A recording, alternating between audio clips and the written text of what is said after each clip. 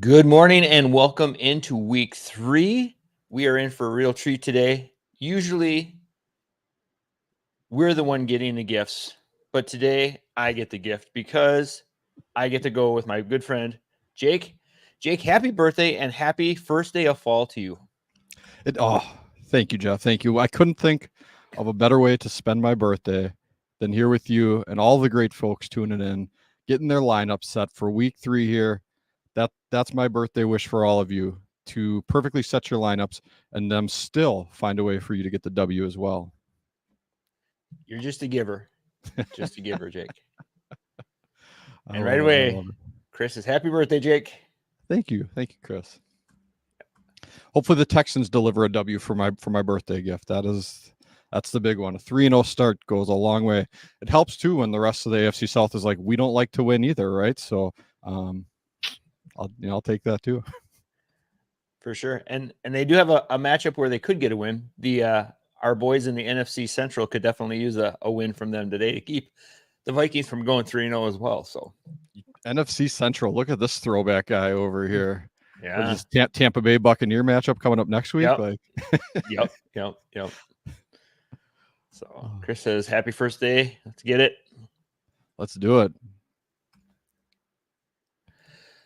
So, Jake, I know we say this every year, but does this seem like this year we have a lot more injuries or dinged up players than in years past? It just seems like every team is just hit, whether they're real football teams or fantasy football teams. We're just dealing with a lot. Players going on IR, players going on the PUP list, Yep. a lot of injury designations already. So it just seems like a lot. So yeah, I wouldn't disagree with that assessment. Is it drastically different than normal? Maybe not. Maybe it's the impact of guys you're taking in the first and second round of drafts going down, guys 101 CMC, right, going down. I think that there's a little more gravitas when those types of things happen as well. So and we see that too, right, with big names even like Terrell Bernard on the IDP side, right? This guy came on last year, was a stud, really made a name for himself in the IDP community, started off hot again. We're all jacked for it, and boom, now he's out, right? And so when those things happen, then all of a sudden you're like, well, man, is Bale Inspector an LB2 this week now? Does he have maybe a little bit of upside play, right? And those are the kinds of things that we would love to help guide you to here today and moving forward. we'll just get through the plethora of birthday wishes for you. You have any birthday plans today, Jake? After the show? I'm feeling the love. Escape room. We're gonna do an escape room. So those are like my vice, man, right? Like besides watching football, go do a good escape room, and I'm having a great day. Have you done them before? Only about, I think, 20 of them. So this will be only the 21st. So well, perfect. Appreciate comments like that. Thanks. Those are awesome. So, all right, we do have a couple questions over on Twitter. We do have some questions that are coming in on the live stream here. So we'll kind of bounce back and forth, and we'll do the best that we can to help you out today. So let's get after week 3 lineups. Summer says, love the analysis. I have a unique decision to pick 3 DBs out of Nick Cross, Justin Reed, Grant Delpit, or Quentin Lake. Then one quick decision between Bale Inspector, Levante David, or Troy Reader. Thanks. So, all right, let's take the first one. So, Jake, of those 4 really good options, who's the one that you're sitting this week? So my gut is leaning right into Justin Reed, and I'm actually a relatively big Justin Reed fan. I think that Nick Cross still finds a way to get plenty of box snaps, even with Julian Blackmon healthy. He showed us that he can pile up tackles in week 1 with Blackmon out there too. So, and I'm not sold on Atlanta's offense yet, right? Like I know they had the big drive against Philadelphia last week to win the game, but for the 3 3/4 of the game prior to that, they were really kind of sluggish and weren't really moving the ball that well. Limited opportunities for the defense to make plays. So. Everyone else on there, I feel really good about. Delpit's great, and Jim Schwartz defense in Cleveland. Quentin Lake is playing just every snap in the slot and has been a tackle machine. Probably a little bit of regression candidate there, but the floor is still so good with him that I like all that. Reed can be a big play merchant for us at times, so I get the love for him. I'm there too. Former Houston Texans, Justin Reed. But yeah, Reed would be the one I'm sitting out of that group. Yeah, and for me, it's between Reed or Delpit. Delpit just hasn't had the tackles yet this season, and I love the analysis that you said too, Jake, about Cross. Even with Blackman in, we saw that in week 1. They were both there. Cross still put up just a ton of tackles, so he's going to be a safe one for me. Lake is going to be the safe one for me. So then it comes down to Delpit or Reed, and kind of looking at the matchups, we've got Reed versus Atlanta, and then we have Delpit versus the Giants. So I'm leery of the Giants, but they showed last week that they can throw enough to make the safeties viable. So yeah, I can get behind that. Especially throwing underneath, right? Like that's what they wanted to do with Malik. So I don't think it's a bad play. I don't think you're in a bad situation there, Summer. So right. Yeah. And you're right. When you pepper a rookie wide receiver with 18 targets in a week, there's definitely going to be some opportunity for tackles there. So I don't think, like Jake said, you're not in a tough spot there. I think there's no wrong answer with that one. So looking at the linebacker question, for me, it's got to be Levante David here, just because he's the for sure. Balen Spector was a great story last week. He came in and stepped up and played 100% of snaps once Terrell Bernard went out. Reader, I just can't trust him to be a consistent tackler. And David, I know, is off to a slow start, but he's going to be the guy that's going to be 100% snaps regardless of what happens. We don't know what's going to happen with Spector this week. We are assuming he's going to be the starter, but they can always pull a Joel Andreessen on us and all of a sudden get a goose egg there. So, Jake, any thoughts on that? I mean, 100% Reader's bottom of that list, right? Like I'm personally putting Spector ahead of Reader. I think that I do think Spector plays the bulk of the snaps. The question is like, with a week to prepare, is he still the green dot? Very likely, I think, because he got it when he came in. To me, Spector and David's a little bit closer. So I can get some of the questioning there. I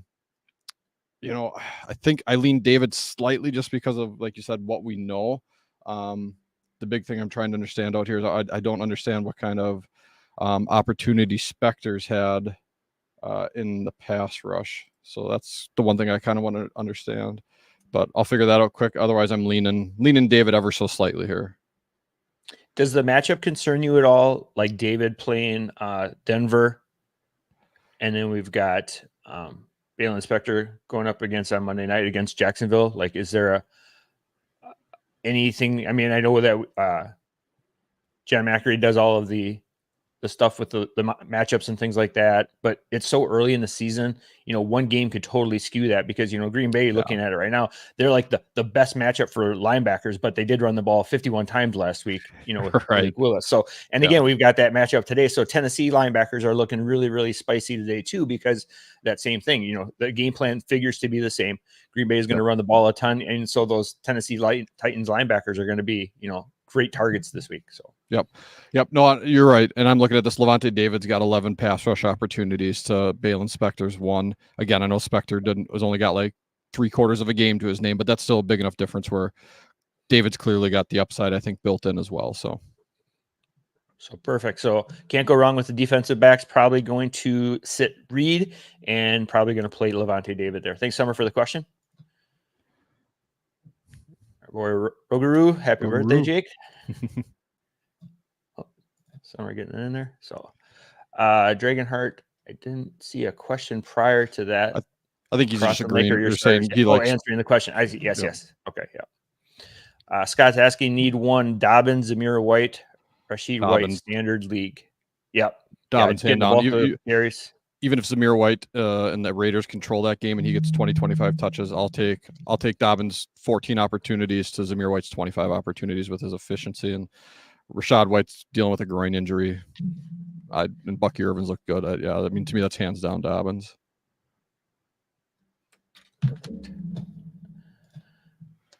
Love the show. Is Joey Bosa a good start today? Bosa's going up against the Pittsburgh Steelers. I know that they were going to be down a offensive lineman, right? Didn't they just put one on IR? Yeah, their right tackle, right? But then they had their rookie that they're going to bring in. If it's got a good tackle scoring for defensive ends or defensive linemen, he's not bad. But otherwise, I don't know. Upside the designed runs with Fields and the limited passing opportunities for a big play for Bosa. I mean, Bosa clearly has the talent, but I think there's better options overall right now than Joey Bosa out there for this week. Yeah. I was got to be on the show with John Macri this week, and we talked about Bosa a little bit about how he might be a great sell candidate right now. He's finally healthy, he's producing, so this might be your opportunity to move on from him before the injury does happen, because it's not really a matter of if it happens; it's kind of when with Bosa. So sadly, yes, yeah. Adam, he has to pick 4 linebackers. Of these 4 linebackers, he can only play 3. Which of these 3 would you start? Walker, Dodson, Ernest Jones, or Spillane? Thanks. I think I'm sitting Walker of these 4. I love Dodson in Seattle. Jones is going to eat today against the Packers, and Spillane is just a machine for Vegas. So, yeah, when I read through the list, I was like, "Who? I'm not sitting any of them." But then, when you got to make that decision, Quay was the first one that popped to my mind. Like that's my knee jerk reaction, and just kind of digging into it a little bit here, looking at some of the numbers. Yeah, I think Walker's the sit. And I like Dotson a lot more this week, possibly with Baker sitting and then having Tyrese Knight playing opposite of him too. So he might get a few more tackle opportunities there. So that just entices him for me even more. I've already alluded to the fact that the Packers are going to run, 51 times again this week. And so Jones got 100% of snaps last week. Week 1, he was like less than 50%. Week 2, he was announced as a starter, and then all of a sudden had 100% of snaps. So he's clearly back. And I don't think there's a week where you can sit Spillane. He's just, even going up against a tough matchup with Carolina, I think he still gets it done. So, yeah. The one thing Quay Walker's got going for him is Will Levis will probably find a way to bounce a ball off someone's helmet right to Quay Walker, just in some boneheaded fashion play. But that's about it. So, it was funny. I saw it on X yesterday. There's a lot of funny things on X, and there's some not so funny things on X. But this was, they were like, this is the most Will Levis play in college football of the day. So now he's got an award of the day for him. So that's kind of fun. All right. At defensive line for fantasy breakout, Will Anderson, Chris Jones, or Simmons? Which Simmons is? Jeffrey Simmons. I'm going to guess. Jeffrey Simmons. Okay. Yeah. All right. I don't know how you sit Will Anderson. I almost kind of like the defensive end over defensive tackle anytime for me. And Anderson's been playing really, really well. Trying to look at what Minnesota's allowed here this year. Yeah, Minnesota's one of the better pressure rates allowed for defensive linemen. It hasn't necessarily led to a high conversion of sacks, but just looking at the numbers without kind of the full context, I like a Will Anderson and a Danielle Hunter to take advantage of that. So, and I like that Will Anderson has Hunter on the other side to help keep one-on-one matchups, or force things over to Will Anderson's side for more opportunity. So I get that means he could get home and snipe the sack from him too. But yeah, I'm gonna go Will Anderson with you on this one. Another defensive Chris Jones line question. Second. Yeah. He's one of those guys that can just take over a game at any time. So right. Roger's asking another defensive line question here. We got pick 2. We got Karlaftis, Highsmith, Sweat, Gary, or Hines Allen. Oof. That is a loaded defensive line room. Looking at the list, Karlaftis is probably a sit for me for sure. First pass through. Gary hasn't had the production yet this season. So until he starts producing, I think he's probably a sit for me. And then Jake, you get the last one to pick. I mean, Highsmith's a start for me. I like the matchup. Yep. It's very favorable. So I think he's a lock in that lineup for me. Who do the Bears have? Why am I blanking here? They got the Colts, and Anthony Richardson just hasn't really converted into a lot of sacks there. And just his size, I'm not a fan of Sweat this week. So you know what? To me, I'm with you on it's Highsmith and Josh Hines Allen for me. Yep. Agree. And I love the matchup for Hines Allen this week against Buffalo. He's gonna get a lot of run. Cook has been running a lot lately. They've been getting a lot of positive game scripts. So even though they've been no one to throw to in that offense, and it's only 2 weeks, but this is like one of the highest conversion to sack ratios we've seen for Josh Allen, not Josh Hines Allen, but for Josh Allen on the Bills that we've seen pretty much in his career. So I don't know if that's a product of what Joe Brady's running in this offense or what they're doing.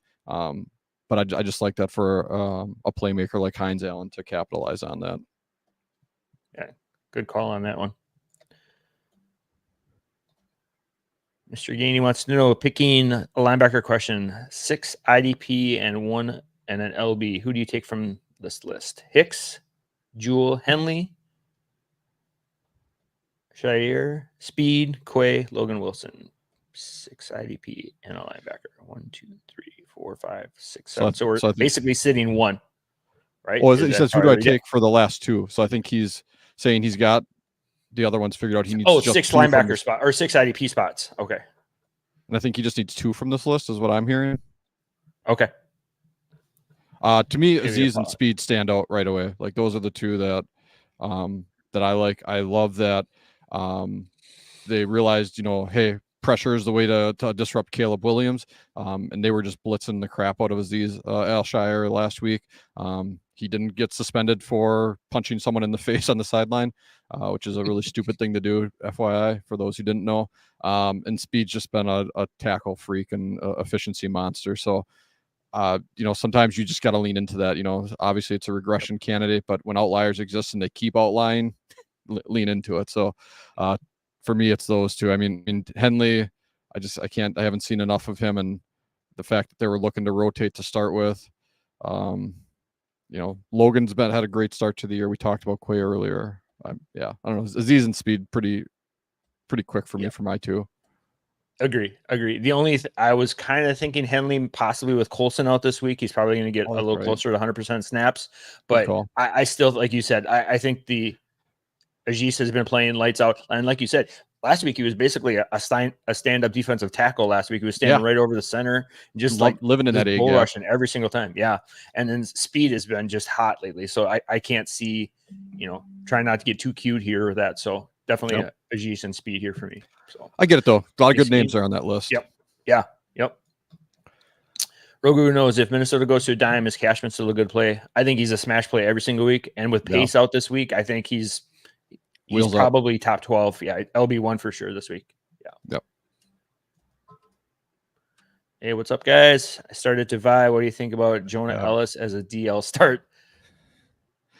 I think he's still a viable one. I mean, I don't think you're plugging him in as a DL1, or high-end DL2 clearly, but if you're starting 3 defensive linemen, I think he's easily within that DL3 range. Yep. And they just placed Browning on IR, so he's going to be missing some time, and so he's probably going to get a little more run. He did have a couple plays last week. He had a sack last week, so and I mean, they clearly invested quite a bit of third-round draft capital in him. So I think I love him as a player coming out. So yeah, I love the pedigree, and he was a name that I've got a lot of them in a lot of rosters because I picked them up too. So maybe a little bit of bias showing there, Rob, but I'm with you. I'm comfortable putting him in as a DL3 this week. Jake? Do you have the numbers handy about Tampa Bay's offensive line? Are they a decent? It sounds like it felt like Mayfield was always running for his life. Yeah, they did play some really good defenses. It might be a bit inflated due to Hutch's massive game last week, but yeah, I mean they're allowing a pressure on 31% of their dropbacks, with over 1/4 of them being converted into a sack. So I mean, yeah, and that's Ellis's specialty too. He just pins his head back and goes. So yeah, perfect. Brian needs 2 of these for Derwin James, Quentin Lake, Kyle Hamilton, and Witherspoon. Wow, there are some loaded teams here, Jake. You must be listening to the preseason shows and getting all set up here. Taking a peek at Adam's ranks, I guess. Right. You want to take first crack at this one? Well, I'm in a very similar situation. I have almost a similar lineup with these choices, and Hamilton has been just one of those players that like you can't bring yourself to sit because you invested so much in him to get him on your roster, and he's going to bounce back at some point. Like he's going to have those games. It's almost impossible to say Derwin James, same reason, just has been there consistently, and maybe this week now with the only having 2 linebackers with Perryman and Henley there, maybe he gets a little more opportunity because of that situation. Right. I don't know how you can not start Quentin Lake now. He's just been absolutely on fire. He's near the top of the defensive backs and tackles. So he's a lock for me. Yeah. And then so I'm kind of leaning who the next one is. For me, it's probably right now, probably Derwin James against the Steelers. I think they're going to try to run the ball a little bit more with Fields still under center for another week at least. And so, until Hamilton starts showing signs, I almost have to sit him there. Yeah. The only caveat I'd throw in here, just because obviously IDP scoring we know can be a bit different from league to league. If it's depressed tackle scoring, that would be the only thing where I could see sitting Quentin Lake, right? Just because he is pretty much living off tackles at this point, which is totally fine, right? That's the role he plays. If you're looking for those big play guys, right? I mean, that's definitely going to be Derwin, Hamilton, Witherspoon. So, but to your point, an assuming tackle relatively fairly weighted or even tackle heavy, Quentin Lake's in there for me for sure. Yeah, dude, the way Kyle Hamilton can just go off, man, it's like, it's one of those things where, are you comfortable with what he could do on your bench, right? But, Derwin, you could say the same thing for, even Witherspoon. Who did it? I was going to ask you, I was going to pick your brain. How much is positional alignment go into this? Obviously we love the slot corner position, the slot nickel corner for Quentin Lake. We love the safety stuff. Is playing on the boundary, even though Witherspoon, has had 7 and 7 tackles the last 2 weeks. Is that still in your mind when you're making a lineup decision like this? Well, has he moved a bit more to the inside? I thought he did. Maybe I'm blanking, but it does come into play. And it's hilarious that you said this. I was literally having these thoughts last night, thinking about what's the difference, between a slot corner and an outside corner, right? Or a box or a deep safety type thing. Because, we have alignments we love, but then it comes down to the snap utilization they get. Yeah. I mean, really, Witherspoon's played, 40 slot snaps, 20 outside, 36 slot, 24 outside. So he's close enough to me, the utilization, that I'm not too worried about the few, quarter of his snaps or third of his snaps that are coming on the outside. Gosh, it's Quentin Lake for sure. Witherspoon might be the safer play of the two, of the remaining three. I don't know why. I just love Hamilton against the Cowboys. That's not. I was thinking the lineup with Ferguson. Yeah, no, against the Cowboys this week. Yep. Ferguson, CD Lamb, all over the middle of the field. I'm going to go Kyle Hamilton. Sorry, I'm getting long-winded. Brian, Lake for sure. That's right. Hamilton, Zeke Elliott just crushing it up the middle for 2.5 yards every. Yeah, Dalvin Cook coming off the practice squad. Yeah. Best team from 2016. Yep. Fired up. Yeah, so I guess we're going to go with Lake and Hamilton for this one. Yeah. Wow. When was somewhere Jace Abbey's crying that Derwin James is not playing? So, do you have any updates on Nick Bosa? Is he playing today? So last I saw was questionable. I mean, it was a midweek add to the injury report. Never liked those, but the fact that he stayed limited participant throughout, you got to feel good that he's at least getting 70 to 80% of his normal workload. I would think is the worst case. But if you really want to play it safe, 10:30 rolls around, you check your actives and actives. If he's active, I'm playing him. It's such a plus matchup. The Rams are running up their 12th offensive tackle. So, yep. Actually, you just got a call this morning to play offensive tackle for them. And I was going to if I didn't have birthday plans, I would have been there. If you didn't have the escape room already set, it's non-refundable. Yeah, my kick set on the right is just. I think you brought up a great point there too, Jake, with the matchup. He doesn't have to play 100% of snaps or his 100% of snaps to return value this week. Like you said, they are running out high school players right now on the offensive line, and Stafford, it's going to just take one play and he's going to make his start worthy. So, yep. Wallbang, Speed or Kaiser White this week, guys? Thanks. I'm leaning Speed. With you. I'm full speed ahead on him right now. Yep. Ooh. At this just guy. like Thomas the Tank Engine or whatever one that is. It's been a while since I've watched Tommy, so I'm not sure. Fantasy Beer Cow coming back. Since Mosley and Winfield are both out with injuries, I need linebacker and defensive back pick one. Pratt, Speed, To'o, White. Let's start with linebackers first, Jake. Speed, again, I guess, for me. Yeah. Until he shows that he's not going to be able to do it. Yep. Speed. It would go Speed, White, Pratt, To'o for me. That's the order. If you need it, but yeah, Speed would be the first pick. Yep. For the defensive back, he's got Blackman, Kenny Moore, Buda Baker or Lake. So you got 2 Colts, Blackman and Moore, playing today against the Bears, which is kind of a little worrisome. Buda Baker gets the Lions tonight, which seems like a great matchup. And then we've already talked about Lake quite a bit about how great he's going to be. Any concerns with San Francisco's offense this week, being without CMC, being without Kittle, being without Debo? You know, they basically got Mason and Ayuk this week. You know, is there any concern with efficiency from them? They're still going to kind of get it done. Sure. I mean, there'll be a slight drop, right? I mean, that's a lot of talent to remove, but we've seen Shanahan just obviously prove he can make his system work because he gets the guys to make his system work. So I don't have that fear, but I actually I love the matchup for Buda Baker this week. I love how they've been letting him play more downhill this year. I feel like than even in years past, even last year with Gannon in this defense.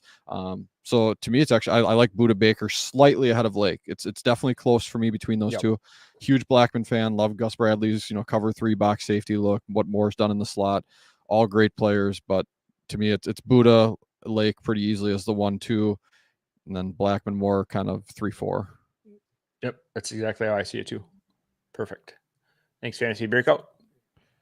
Chris, need to start one today. I have Hendrickson versus Madubuike or Burns.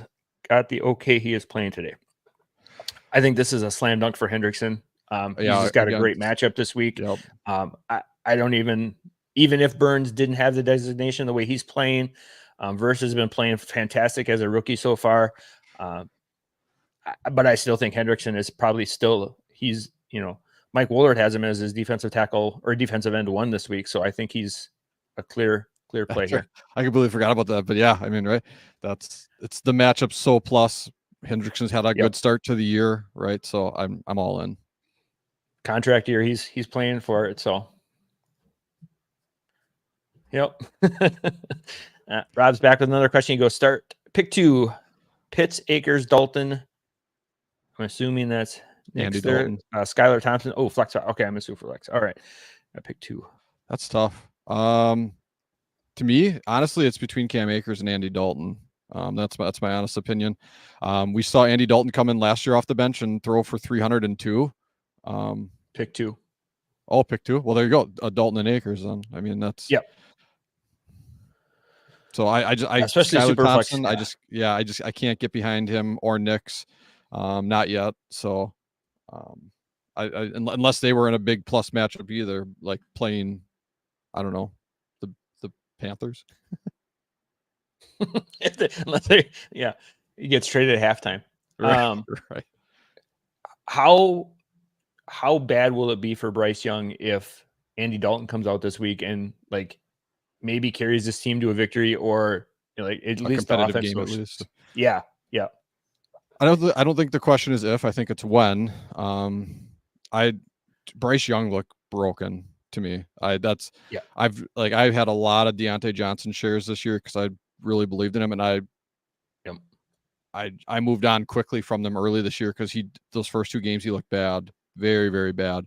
The offensive line for Carolina actually looked relatively competent, above average even last week, and Young just couldn't do anything. So I hope it's just the fact that he needs time to learn and process better. And so hopefully the sitting down and the time will give him that. But yeah, I think Dalton will take this team and make them a competent NFL team. That doesn't mean they're going to win games. It doesn't mean they're going to whatever. Just right. It's 14-24 instead of 30-3 at halftime.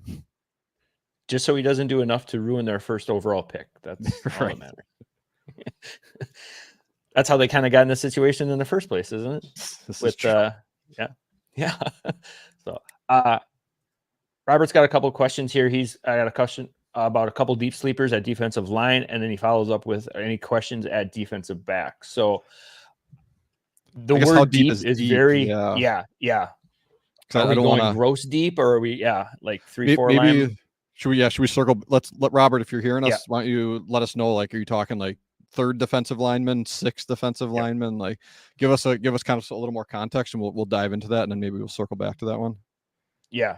Otherwise, I feel like we might be wasting our breath. Deep is very relative. Yeah. So would you trade Waddle and Bolton for Chase? I would. Yeah.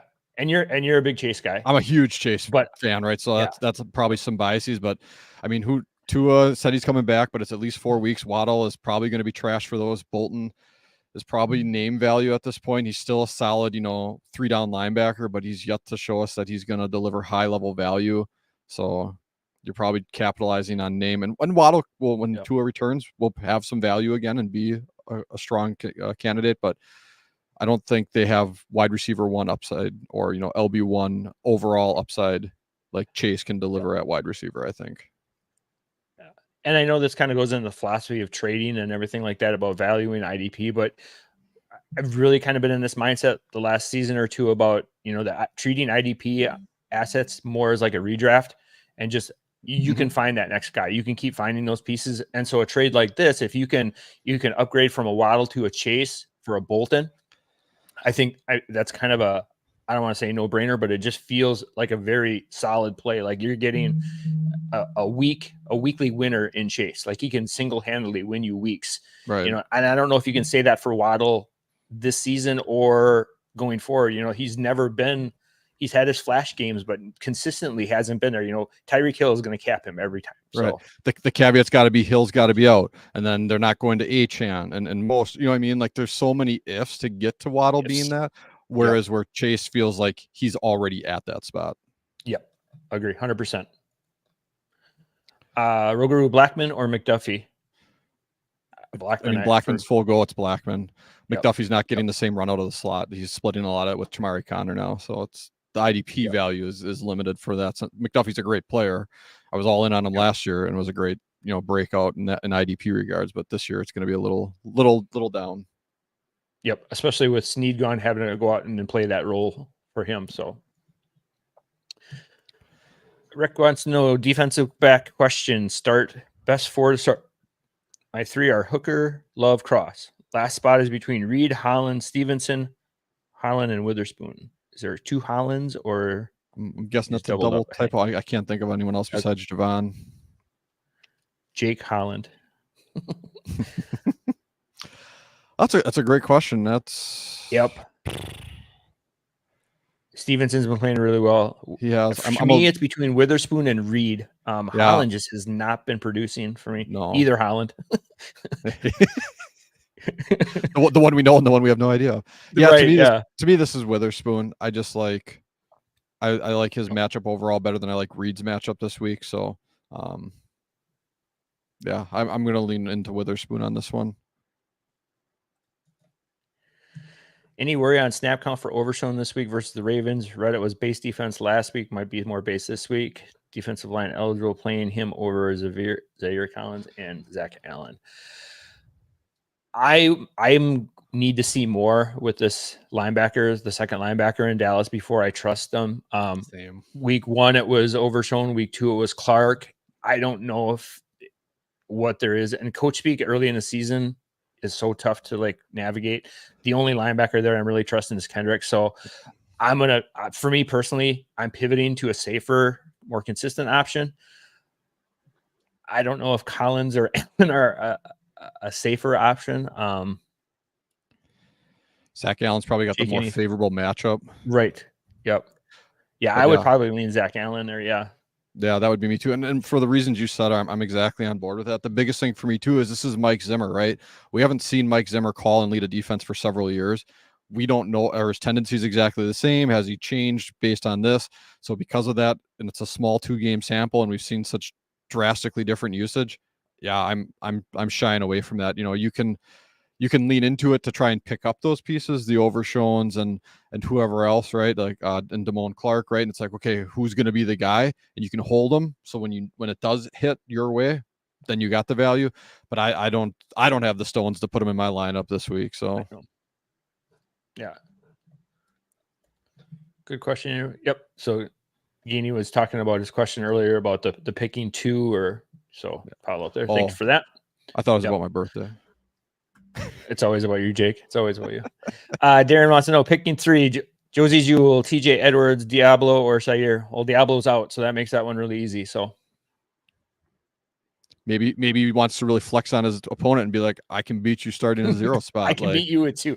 I'm only going to start 1, and I'm still Yeah. going to beat you this week. Just, so. I mean, that is a pretty big flex, right? TJ Edwards. Yeah. I'm so confident. Yeah. Yeah. Jewel Edwards. That makes that one pretty easy. Yeah. Diablo out. So that makes that one a much easier call. Thanks for the layup there. You're very welcome. We got one right. We got one. Yeah, 1 for 1. Yeah.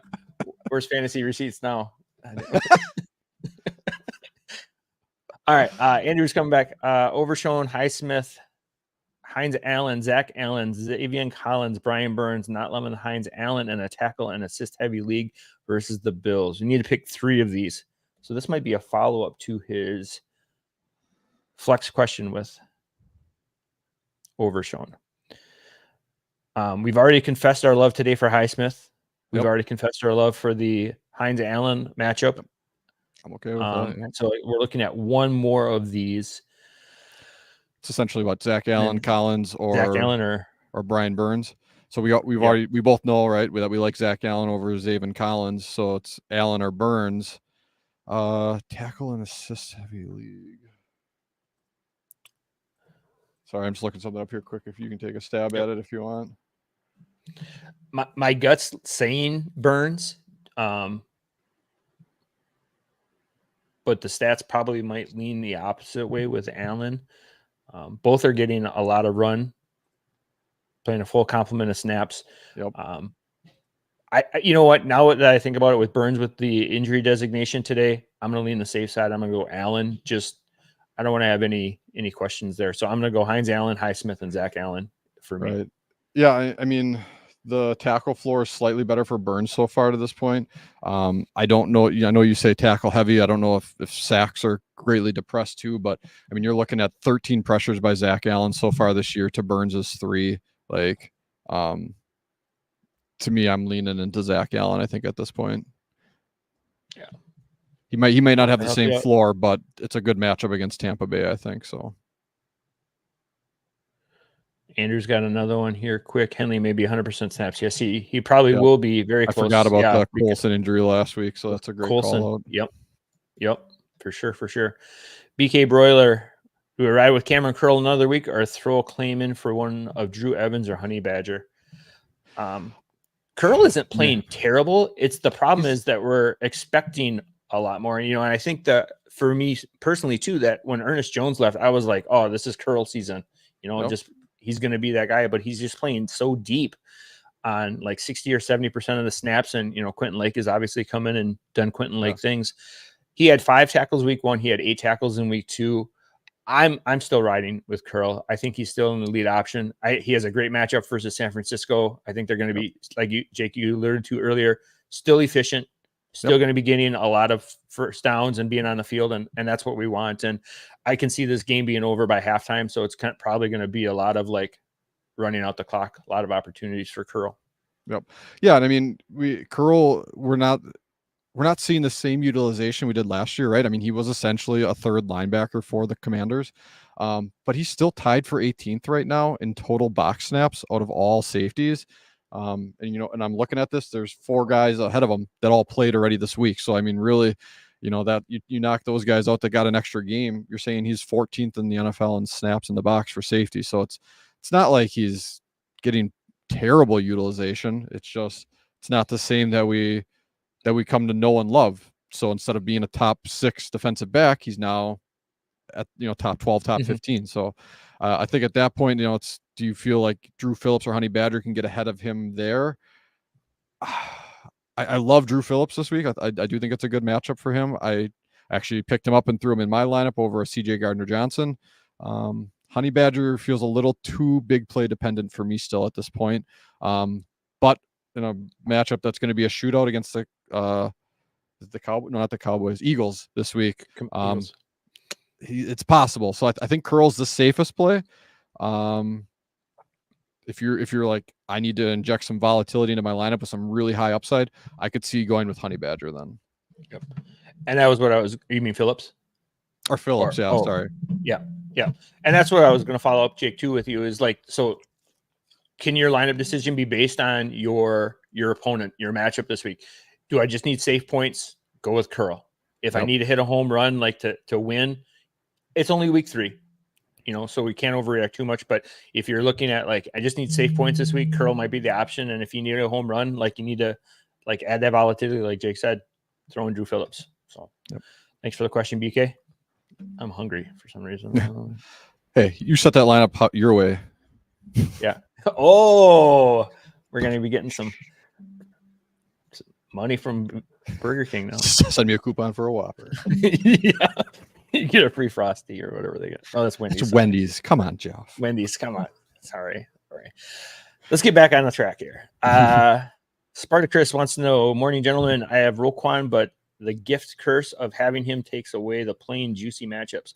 I find myself wanting to play Speed, Landry, or Kendricks instead this week. Thoughts? Cowboys got Baltimore. Landry, is that Harold Landry? Is that? Yeah, I'm going to guess so, yeah, because it got that outside linebacker designation. So Tennessee's got Green Bay. I mean, I'm not a fan there. I don't know. No. The Packers don't run a lot of like outside zone scheme stuff, right? To where edges are going to be heavily involved in the run game. Right. So to me, unlimited upside too for the sack. So Landry's off that list for me. Yeah, if I'm ranking them, I'm going Speed, Kendricks, Roquan, Landry for me. Those 4. I'd probably put Roquan ahead of Kendricks. Speed and Roquan are very close for me. So I guess we're saying play Speed. I get that. That's tough though. Speed hasn't done enough of the big play stuff, right? Where we've seen Roquan make a nice interception, whatever, in a game, or punch out a couple of balls for fumbles for that. I love the matchup for Kendricks this week. Yeah, it is a great matchup. Yeah, with Henry, and they're probably going to try to get back to running the ball and controlling it there. The offensive line has been terrible in protection, so just give them a chance to tee off on the line in front of them, slow down Parsons. I'm with you. Speed and Roquan's too good for me. I don't know. Yeah, this is on you, Jeff. Your call. And it's still early. That's my birthday wish. It's your birthday wish. Like I said before, I'm playing Speed first and foremost. I love the matchup for Kendricks this week versus the Ravens. I think he's just going to get a ton of run.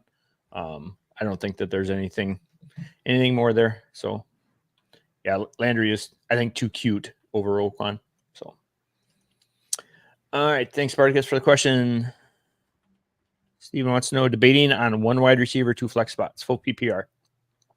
Currently starting Pickens, Najee Harris, Demarcus Robinson. I have Carson Steele on the bench. Should I replace him for someone else? Hunt not elevated. I mean, Pickens and DeMarcus are in for sure for me. So to me, it really comes down to, am I going to put Steele in over Najee Harris? Warren's been slowly starting to take a few more snaps each week and a few opportunities for coming back from his hamstring injury. This is probably a game where we're going to see 70 rush attempts between both teams. This game could be over by 2:30 because the clock just doesn't stop running. But Pickens to me is still a guy who can house it in one call or one play. So I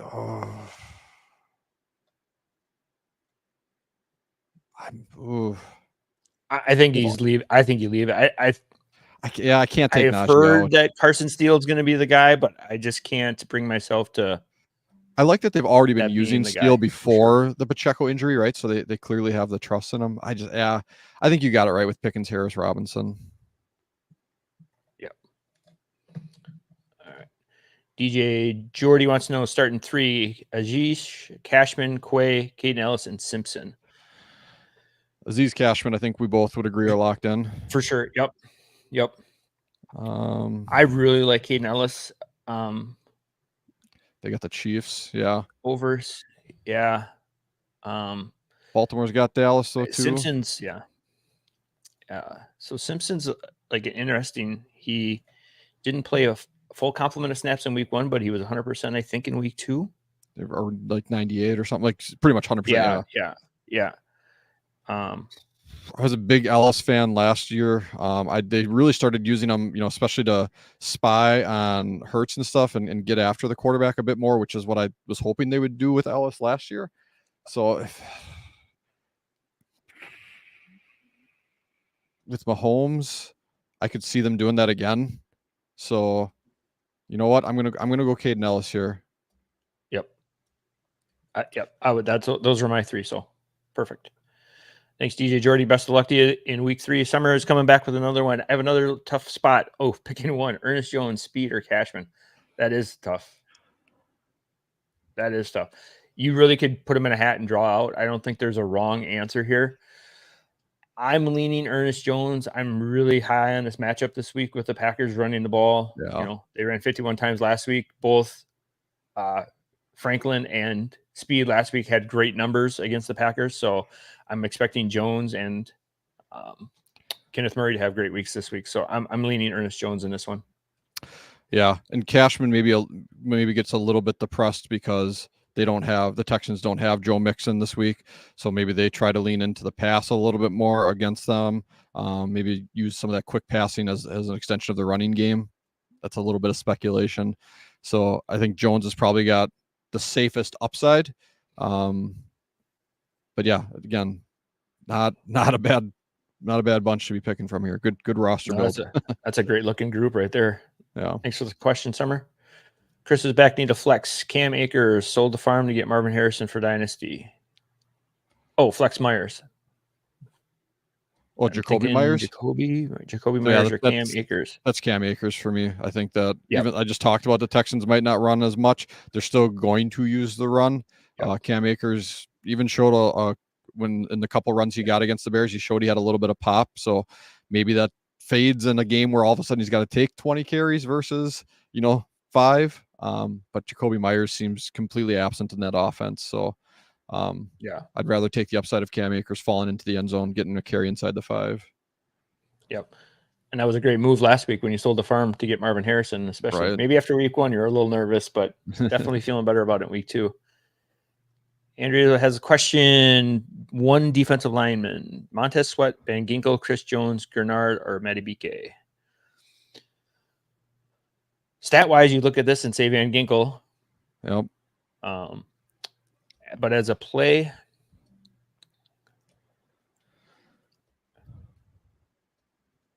let's see. To me, my gut is Chris Jones. I know that Atlanta has a pretty solid offensive line overall, and they like to run that outside zone.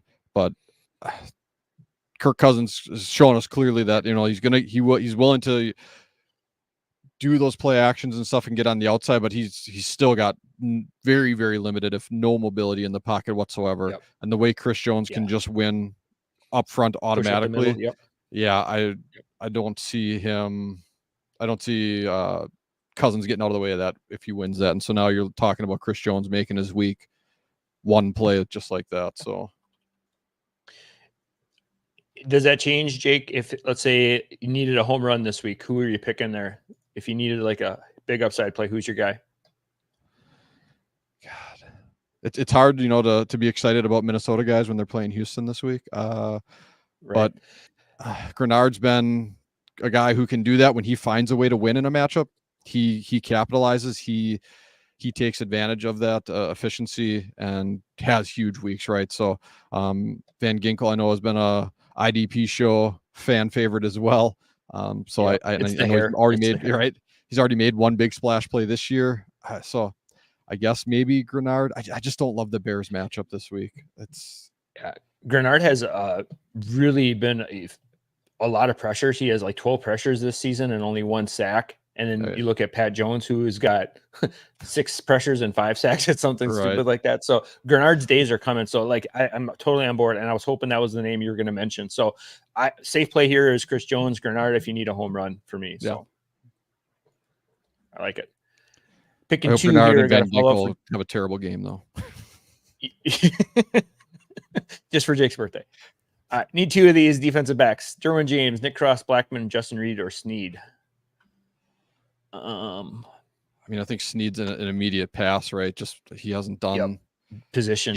He's done everything he's supposed to do as an NFL cornerback, as an elite lockdown corner, but too efficient for fantasy purposes. Right. Blackman is jumping off this list for me. He just plays a great position, going to be right where he needs to be. I don't like starting two players from the same team in the same position. In the same position group. You're going to, yeah. Yep. So for me, it's probably going to be Blackman, and I'm probably going to lean Derwin James, unless you feel differently there, Jake. Yeah, I mean, I maybe like Nick Cross's tackle floor a little bit better right now than Blackman's for some reason. But as far as being able to add something extra to your lineup, Blackman's shown us he can do that, and so that's the guy I'm putting in with Derwin as well. Do you just start both Cross and Blackman and guarantee yourself all of those tackles regardless of position? I would not have the stones to do that personally. I really don't. I when putting together teams too, there's times where like Zaire and Speed were potentially a combination I could put together, and I struggled to even do that. And they've both already eaten this year, so it's possible. I like to have a little more volatility in my lineup. So agree. And those bye weeks will kill you then. Right. Henley or Spector at linebacker this week? I'm Spector. I'm leaning Spector. Yep. Yeah. Yep. Spector for me as well. Yep. Thanks, Clint. Connor coming back. What safety do I not start? McKinney, Branch, or Hamilton? Branch is in for me. Yep. Guy is a playmaker. Guy's consistent. I loved him last year. He's showed out, and now he's getting all the opportunities this year. McKinney's living on some big plays so far, but he looks good on the field, on the NFL field, but But he's got the quarterback to give him another big play this week in Levis. So this is true. I love the matchup for Hamilton, though. It's so hard to sit him versus Dallas. I just think there's so much. I'm going to go Branch and Hamilton. Same. Yep. McKinney's a great option, but I'm leaning Hamilton week 2 or week 3 here. Thanks for the question, Connor. Rogu coming back. Jalen Johnson, Alante Taylor, or Drew Phillips need 2. I'm a big Alante Taylor fan. Yeah, I had a lot of him last year, and he's continued that into this year. So, Jalen Johnson.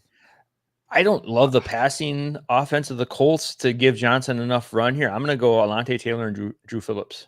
100%. Yep. Perfect. Warcloud, thanks for the question, Rogu. Warcloud wants to know 3 IDPs I need to sit. So I'm thinking 3 of these need to start. We sit one, or there's 4. 3. Yep. So sit one. Okay. Spillane, Walker, or Logan Wilson, 4. Kent.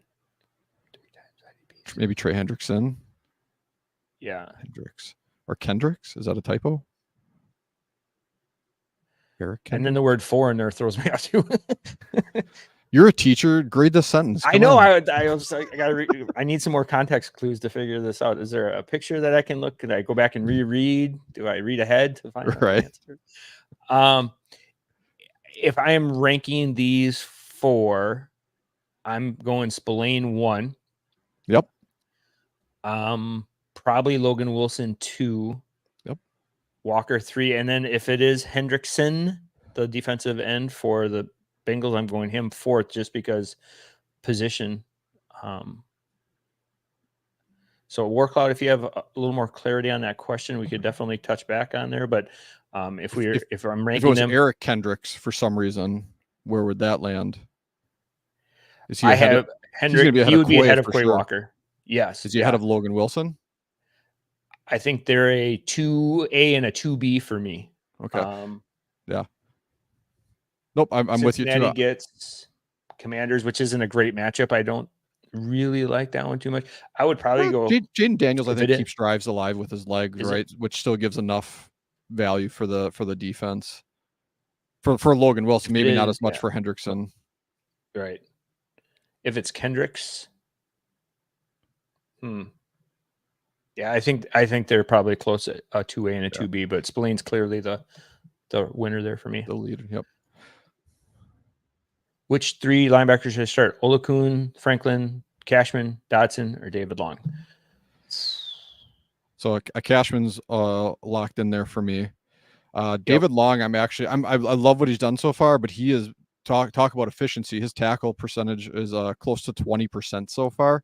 I just don't know that that's maintainable. He's never been like a strong outlier guy. So I do expect some regression coming for him, where I think Jordan Brooks starts to kind of step in a bit more. Possible poopy game script for Miami this week against Seattle, losing. David Long soaking up tackles at the end of the game. Sure. I'm not trying to sell you on him. That's fair. Just, I was just David Long's one of those guys, right, where you're just like these shower thoughts where I'm thinking through this. I'm like, this guy, I just don't think he can sustain it. So to me, it's Bobby has more thoughts, shower thoughts. What else? Right. Yep. Cashman for sure. Olakun, even with the rotation there in Jacksonville, I still love the talent. So then to me, it's Dotson or Franklin. Franklin's still been efficient. I just think he's not been like what Franklin we've seen from him in the past, but I still don't think he's I'm going to go with the first three listed there. Yeah. Nope. I think I'm comfortable. Again, these are some tough questions today with these lineups. There are some great rosters. Yes. Also, would you guys go Bond or Dotson over Speed? Just stick with Speed. Oh no, I love Bond. Sorry. I was reading it Bond over Dotson, and I was like, that's a good question. I might actually go Bond, but over Speed, no, I'd leave Speed in. It's a big plus matchup for Bond too, though, this week against the Eagles. I mean, or not the Eagles. He's playing his own team against the Saints. There, that offense has been revenge game. Very game narrative. Yeah, right. Everybody gets a revenge game this week. It seems like there's always revenge games. Right. Trenton wants to know Cameron Bynum or Quentin Lake. Quentin Lake, 1000% for me. Playing way closer line of scrimmage. Bynum is in another zip code at the start of plays right now. So, 2, should I start Blackman, Hamilton, or Cam Curl? Is Q seems like we have the same. Oh, Q. Oh, is there a comma? Okay. Yeah. Q Hamilton. Got to start 2 of these at safety. Hamilton, Q.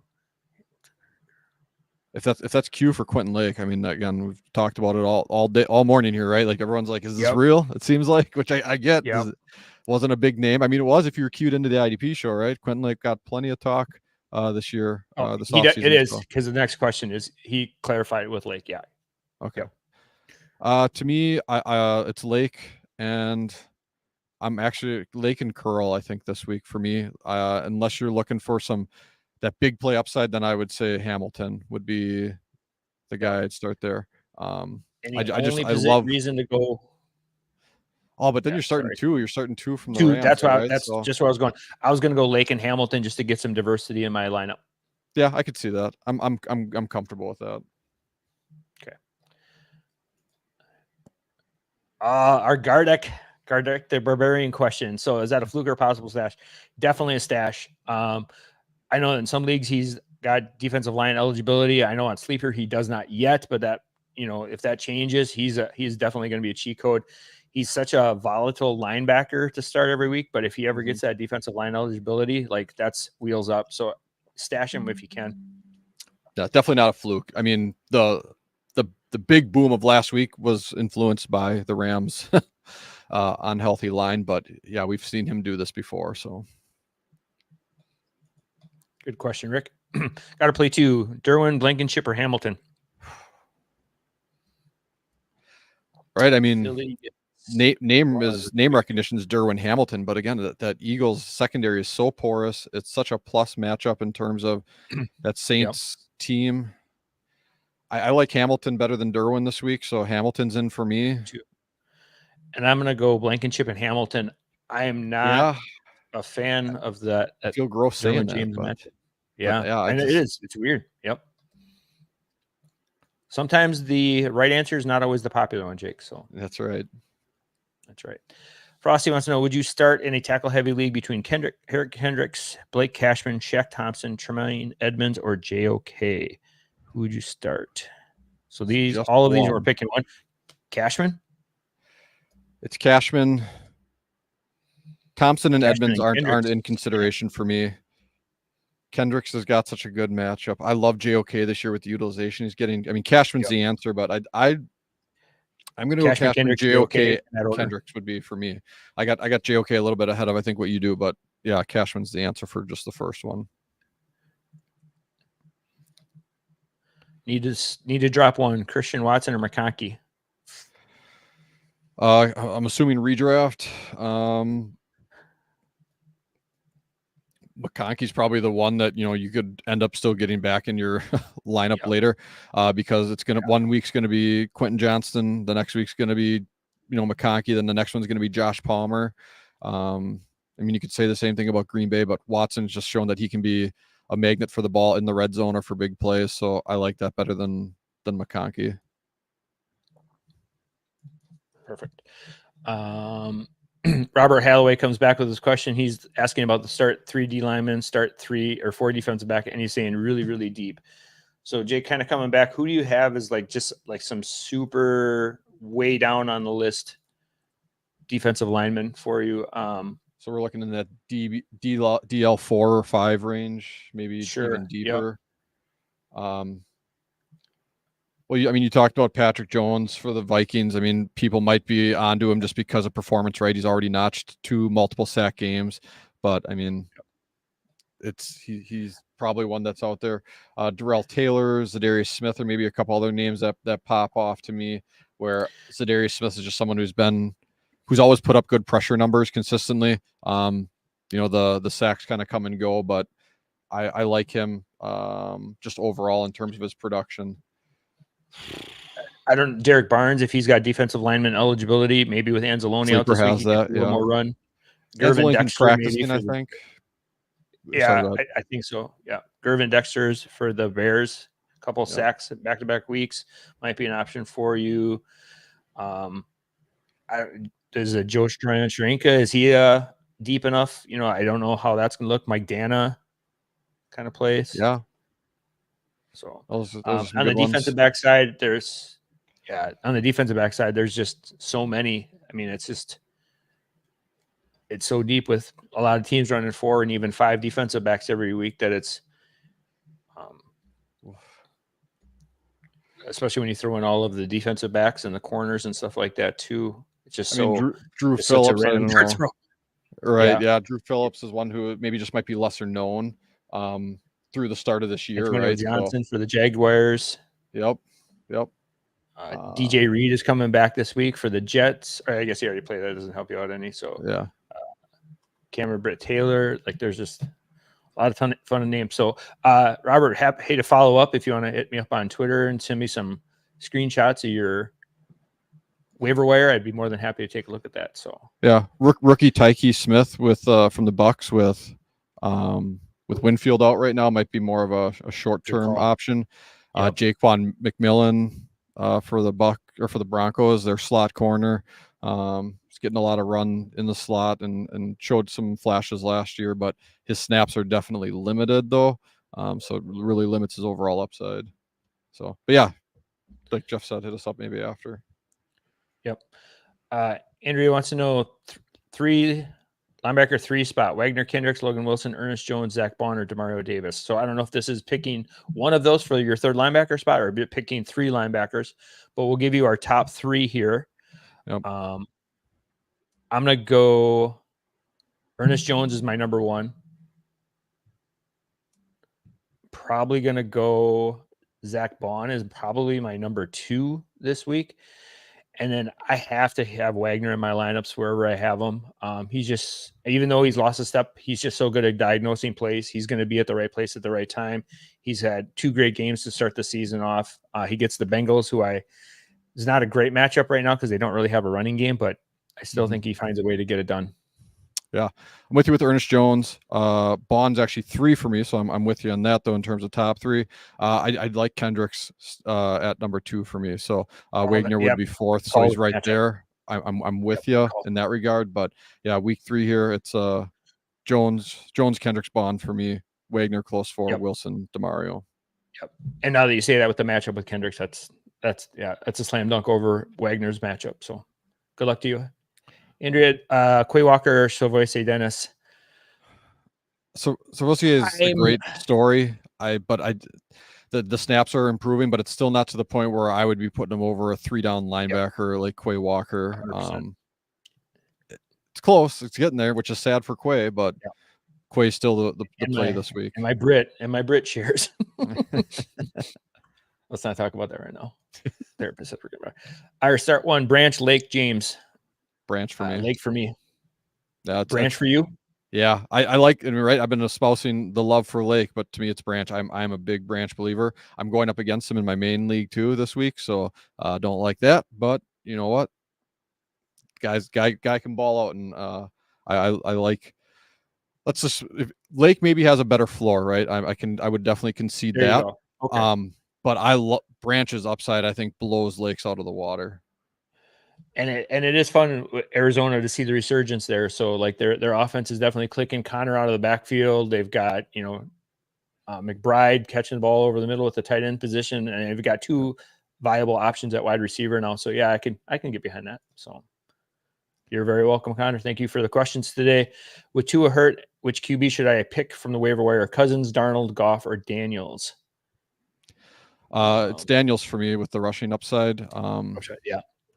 Goff has looked a little rough, but it is a plus matchup in terms of the over under. It's kind of similar for Darnold. I don't like Cousins this week as much. I think he could all of a sudden get hot in the red zone and nab you 3 touchdowns if they don't go with the run there. But yeah, I'd go Daniels slightly over Goff, but it's Daniels Goff would be the choice for me. One of those two. Yeah, that upside that what we saw in week 1 from him is just as league winning right there. So yep. Brisker or Blackman? I'm going Brisker, just safer. Why am I blanking on Chicago's matchup again? The Colts. Yeah, I like Brisker this week over Blackman. Good luck to you, Ramon. Starting one of these: Myles Garrett, Micah McFadden, or Trenton Simpson.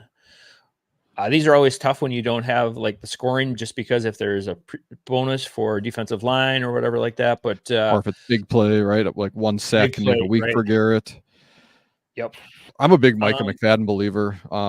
Me and Bobby had our bet last year between him and Beavers, right? And McFadden came on strong. So if you're looking for safe consistency, it's McFadden for me.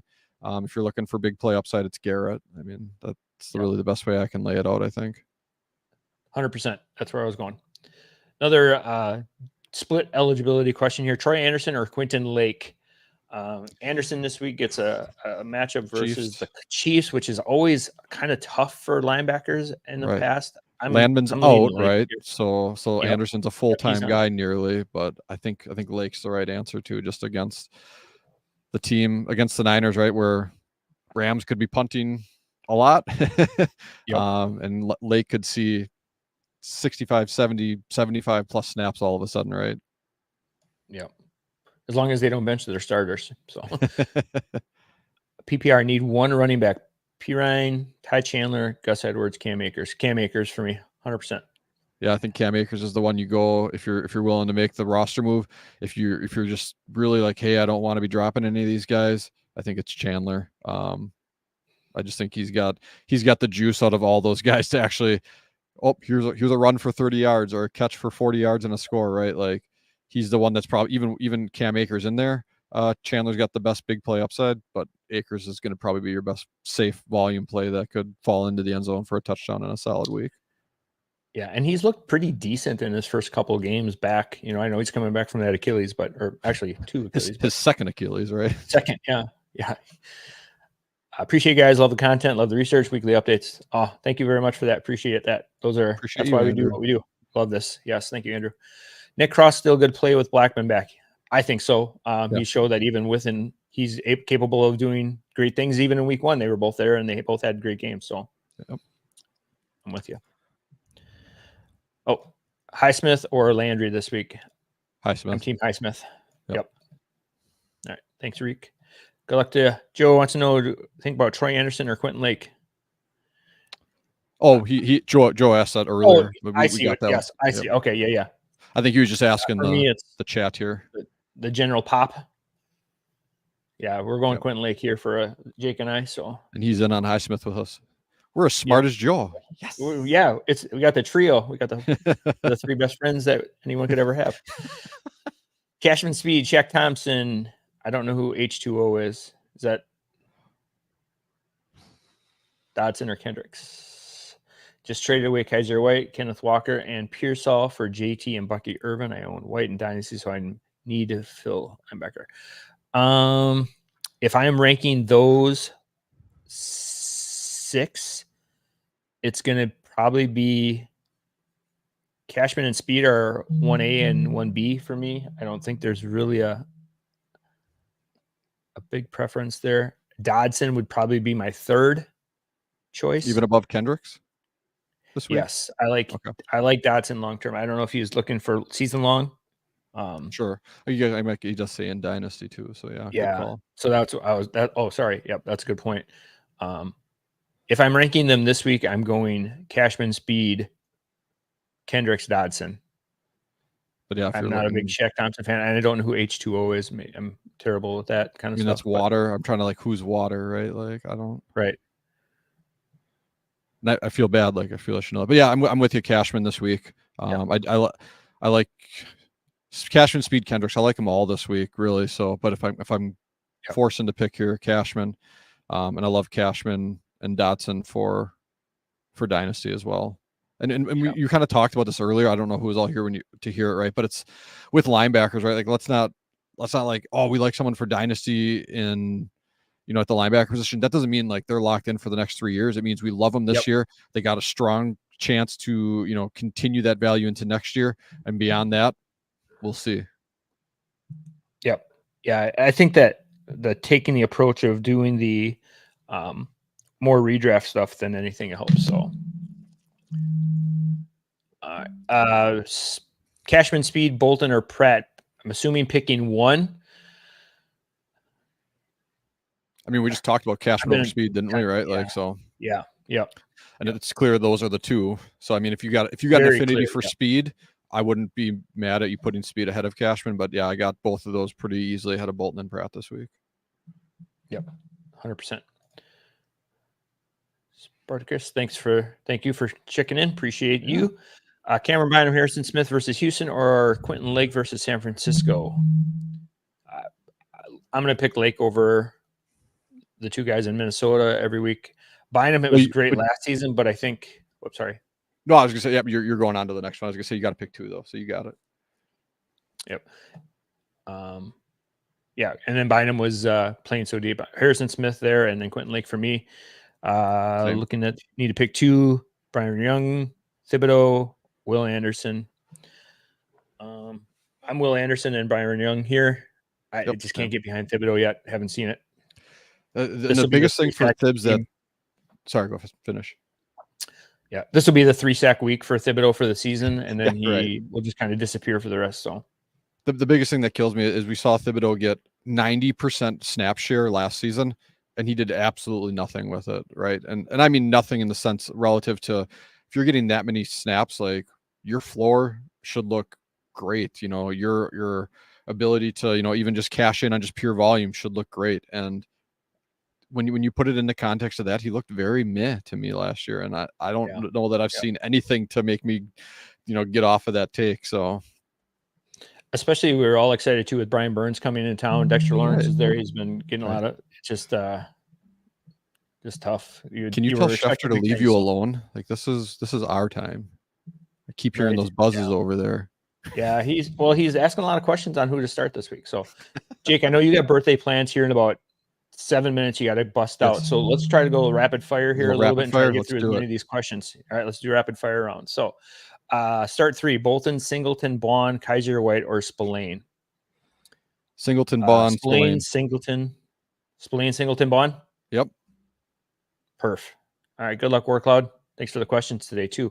Josh, who would you start out of these three? Bolton, Bond, Baylor. Bond. Balin Spector. Is that Balin Spector? Maybe. Yeah. No, the Baylor Bears. The entire team gets to be out there. Right. The 3 Bs. I'm gonna go Bond. Same. Fantasy sports here. Pick one PPR this week and rest of season. McConkey, Watson, Demarcus Robinson, Thielen, Leggett, Lazard, or Najigba. Yep. For both. He's this weekend, rest of the season. Yeah. Try to get him anywhere you can. He's going to definitely blow up in that offense. So David Montgomery or DeAndre Swift, considering the Colts D has given up 150 yards rushing. I know Swift is a sexy name to come back this week, but Montgomery is he's just consistent. He's going to fall in the end zone for a sure touchdown. So, yep. We just haven't seen anything from Swift yet this season. It's Monty. It's close for me. Swift should have a decent week, but I like Monty this week still more. Perfect. David wants to know Khalil Shakir or Amari Cooper. Allen is my QB, and my opponent has a lot of players going on Monday night. Thanks for the insight. Shakir's the safer play. Cooper has been inches away from a couple touchdowns this year, so I'm willing to jump in with Cooper this week. I'm with you, and I think Cooper is a great buy low right now too. So if you're able to get him on your roster, he could be a trade candidate. We'll see what happens. So I can pick up Jalen Naylor, Juwan Jennings to play flex over my. I'm leaning still Cam Myers. Cam Akers, sorry. Cam Akers. Yep, same. Yep. We did get Guaranteed a super chat in the chat too, if we want to jump to that after this one. Okay. All right. Morning, guys. Battle of the DLs for me this week. Kwity Paye or Christian Wilkinson versus Carolina. Wilkinson kind of popped up with a injury designation, so not that he's going to not play, but it could hold him up. I know that Crosby's kind of dinged up already, so all of a sudden that amazing defensive line. Does that sway you at all, Jake? I like Paye versus Chicago just in terms of the matchup. I think that they're going to pressure him just the same that Houston did last week. That's the recipe to throw off that, and it's going to lead to opportunities for Paye. So I like Paye over Wilkins this week. Perfect. Let's get to that super chat from Jeff.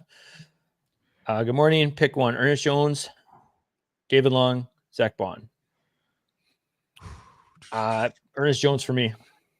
Yeah, and see, it's close between him and Bond for me, but Ernest Jones showing that he's truly healthy. He's played, he trended upwards very quickly into a full complement of snaps.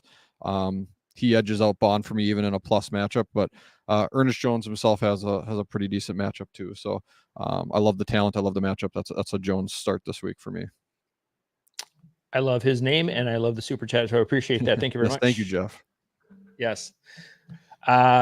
Famous Big Wise wants to know Blackman plays more in the box and gets tackles. Cross plays deep. Only reason Cross gets a lot of tackles is because the Colts linebackers have been bad. But against Swift, I don't see Swift as much. Oh, so you're kind of following up with that starting question from earlier. Yes, definitely the lineman is right on there. Blackman's in a lot in the box and Cross plays a lot of deep safety. So, which is funny that doesn't align to their talents on the field, really, in my opinion. Right. Cross is a much better, tackler inside like that, or at least that's how he played in college. And Blackman has shown consistently throughout his career that he plays well deep too. So it's an interesting twist. Oh, no worries. No worries. Nope. We're here. Start two of these: Dobbs, Downs, Cooks, Wendell Robinson, or Winnington. Wendell Robinson has been a sneaky play. He's been getting a lot of targets for the Giants. He's definitely there for me. And I think there's a good chance that Cooks has a good shootout today versus the Saints. So he would be my number two. So Wendell and Cooks for me. I think I'm with you with Cooks. Wandale, did they try to take away Neighbors? I think Wandale's a safer play. I like Whittington, though, if you're willing to take a shot there, right? I mean, he was the preseason darling. If you think he could get a lot of those slot targets from Stafford, we know those can be valuable. So, thoughts on Highsmith today? We loved him. He was very highly ranked and thought of by us already, playing him over a lot of other Chargers. Allow enough pressures as they get converted into enough sacks. I mean, Highsmith can eat while Watt's out there too. He's done it before. He'll do it again. Yeah, and Herbert's kind of dinged up, so a little less mobility for him. So that's a great call. Yeah, more stats you would like here. Always thank you and love the show. Thank you, appreciate that, Chris. Heck yeah. Any deep sleepers? We kind of mentioned a couple of them already earlier, probably about 5-10 minutes ago. Gervin Dexter, some of those names. So Michael Hoyt, probably. Za'Darius Smith, probably Pat Jones. Probably answered that question after they had typed it. So Bates or Hamilton, both on waivers, looking to drop Cross. Could also drop Carr. Burrow is my starter. I'm never a fan of dropping offensive talent for defensive players. I think Bates seems a hot hand here right now in Atlanta. Yeah. He's getting more box snap looks than he ever has in his career. So I'm thinking Bates here for me. Sadly, I'm going against Bates and Branch this week, and so I'm afraid Bates is going to have another good week. I would start Bates over Hamilton here. All right. Yeah, so Bates for me, I would drop Cross for Bates. So need three linebackers here: Roquan Smith, Braun, thinking that's Braun, Yep. Speed, or JJ Watt. So which one are you? Which one are Well, you? JJ Not Watt's going to be on at the CBS studio, so I'm assuming they mean TJ Yep. Watt. I think it's Make sure you Bond stop at Speed Culver's and and get the yeah, right. I think it's Bond Speed and TJ Watt, just because TJ Watt, his ability to wreck a game. We talked about the Chargers being a plus matchup. Love Bond, love Speed. You could probably twist my arm and try to sneak Roquan in ahead of Bond, but I just really like Bond's matchup this week. Yep, agree. Yeah, and if JJ Watt's on your roster, I think you can move on. I don't think he's coming back. Thoughts on Kyle Hamilton or Jermaine Pratt this week? I'm going to go Pratt. He's just very high tackle floor. Yeah. He's a great value in that spot. So, well, in this situation, yeah, I'm going to end on this because I was talking about this in the group chat earlier this week, right? Like, with the talk of the cover two, the high safety shell, right? That everyone's the big rage now. So I was like, well, what does this mean for IDP scoring, right?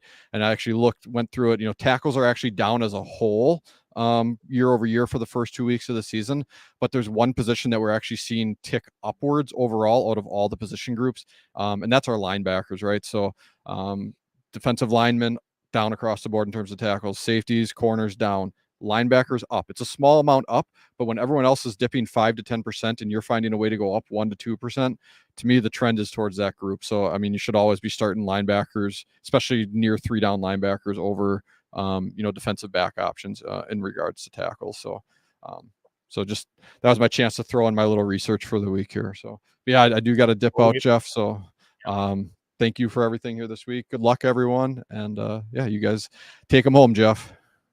All right. Have a great birthday. If I don't hear from you in about 3 hours, I'm going to come look for you. So I'll still be locked in the escape room. You selected the 21st safe room got you. So all right. Have a good one. All right. Thanks, Jake. All right. So let's get back to the questions here. So let's finish up questions here. They're still coming in, which is great. Juice Man, yes, with a great shout out there with Montrick from the Jacksonville Jaguars is a great defensive back this week. They do get Buffalo this week, so that might be a solid option for you as well going forward. Played a lot of snaps, high volume, just taking over that Tyson Campbell role as he's on IR for a couple more weeks. So need to start 2 of these: Oluokun, Bobby O, or Ernest Jones.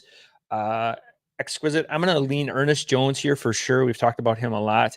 And I'm going to lean Bobby O this week over Oluokun. Oluokun's snaps have just dipped just a little bit over the recent weeks, and we haven't seen him play 100% of snaps. So he's still fantastic production, but still that efficiency is too high, and there's a bound to be a little bit of a drop off here. So I'm going to lean Ernest Jones and Bobby O this week. Yeah. Leave one up. Which safety do you choose, Minka or Julian Love? I'm all in on Julian Love. He has had 2 fantastic weeks to start the season. We mentioned earlier that Jerome Baker might be missing some time with Seattle this week, leaving Tyrese Knight as the other linebacker there. And so that might provide a little more opportunity for Julian Love to eat. He's done really, really well to start the season. I know that Miami's without Tua, but I still think they find a way to get enough play between HN and maybe force feed the ball to Tyreek Hill. So thanks for the question, Chanel. Good luck to you in week 3. Eric, leave one out. Eric Kendricks, Josie Jewell, Franklin, Dorian Williams, David Long. For me, if I'm sitting one of these linebackers, I'm probably going to need to sit Jewell this week. Franklin's just got too much upside. Dorian Williams is probably going to be 100% linebacker this week alongside Spectre Balin. Kendricks, we talked about numerous times already today, being just a great matchup against Baltimore. So, and David Long wearing the green dot, super efficient. Don't think he'll be 20% tackle efficiency, but he'll still remain really, really high. So thanks for the question there, Eric. Good luck to you. Matt wants to know, picking 2, Nate Hobbs, Andrew Phillips, Stephon Gilmore, or Carlton Davis. Andrew Phillips for sure. Nate Hobbs just hasn't had the season that we were hoping for. He's always perennially a great play. Just hasn't been there. Carolina's a down week, probably not the week to get back on track. Stephon Gilmore, It's been playing. I think, yeah, Stephon Gilmore with the matchup versus Houston for me. So I'm going to go Andrew Phillips and Stephon Gilmore. Best of luck to you, Matt, in week 3.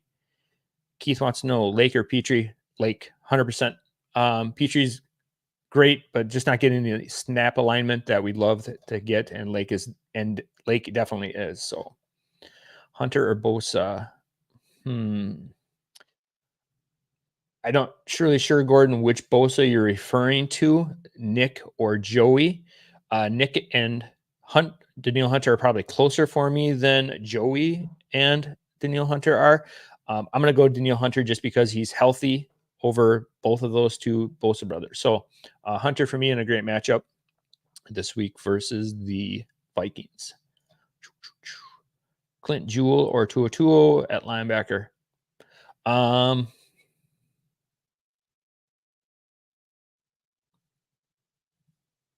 I'm going to lean Josie Jewell in this one. I just think that the Raiders try to get a little more back to focus, running the ball a little bit more, and I think Jewell is going to be on the receiving end of that. So I like Jewell this weekend over Tua. Although Tua has had a great start to the season as the LB2 there next to Ajish Al-Shire. Drop someone. Ernest Jones. Someone dropped Ernest Jones. Is that better than in the previous question? So the previous question. I don't know who. Yes.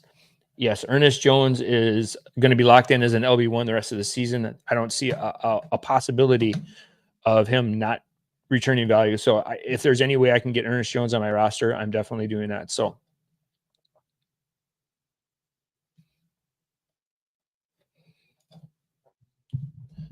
apologies there. Let's get to the next question. So Herman for sure. Hamilton and Pratt are definitely a tier down for me behind Ernest Jones. Love Ernest Jones this week and going forward now that he's definitely 100% snaps. So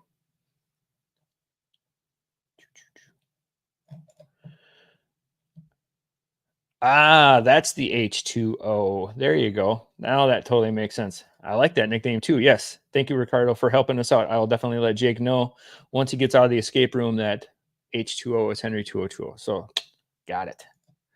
Appreciate that. Levante David or Jordan Brooks? Levante David for me. Jordan Brooks is kind of playing second fiddle to David Long Jr. David Long Jr. is wearing the green dot. Super efficiency at tackling right now. So Levante David's still a guy there for me. Nick Cross or Taylor Rapp, tackle heavy. I'm going to go Nick Cross just because he has had the tackle floor. Rapp is getting a lot of snaps, but he's playing kind of the same position that Cross is, playing that deep spot.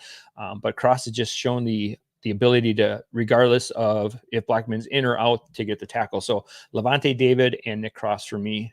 Bridger 11. Thanks for the question today. Highsmith or Van Ginkel? Sacks are 5 points, tackles are 2. I really like Highsmith this week. I think he's going to be a great play. Van Ginkel's had a lot of splash plays, and so the safer play I think is with Highsmith. So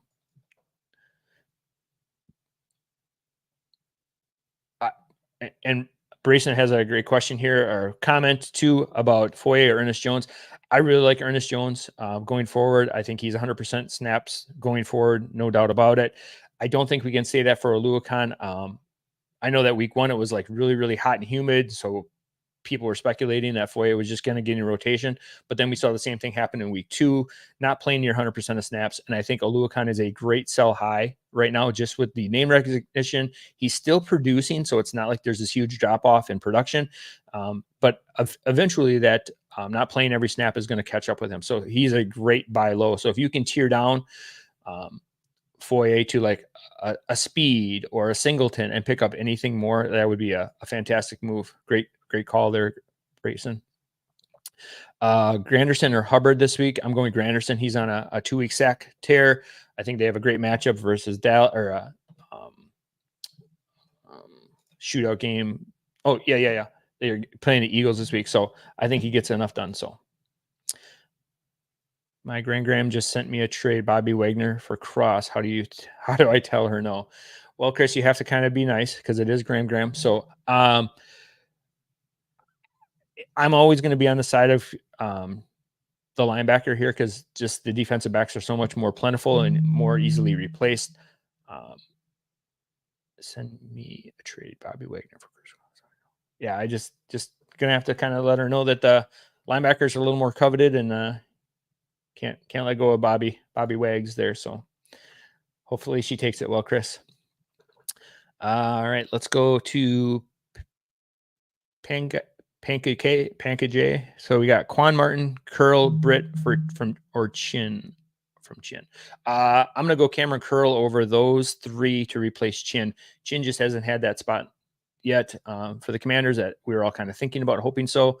But so Curl, even though he's not playing 100% of snaps where we want him to be, he's still playing a good set of them. So gonna go Curl there. Nope. Please don't ever apologize about any of the questions or anything like that. We're more than happy to help. You are most welcome. Best of luck. Please pick 3.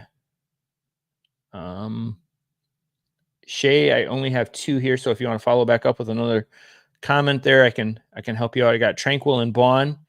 Makes it my job really easy to pick 3 if I only have 2 to pick from. So, who has been your most disappointing IDP so far?